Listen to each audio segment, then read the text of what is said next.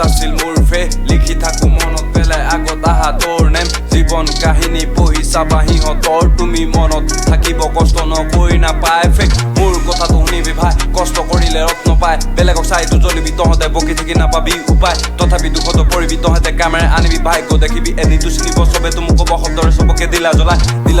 এটা চুত থাকিব এশটা লাইকৰে মাজতে এটাটো ডিছলাইক আহিব এনেকে আগচপ আহিব এনেকে ফালটো বুজাব চব দেখি নামটো শুনিব অসম পাব্লিক চাপন কৰিব ভুলটো ধৰা ফেকটো বকিব